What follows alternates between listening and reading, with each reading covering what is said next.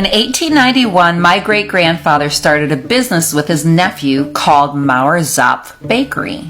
It was a restaurant in the small town of Mendota, Illinois, and they had that restaurant until 1941. It was a full-out restaurant, and they would serve breads and full meals for everybody, and they were a staple in the town for many, many years.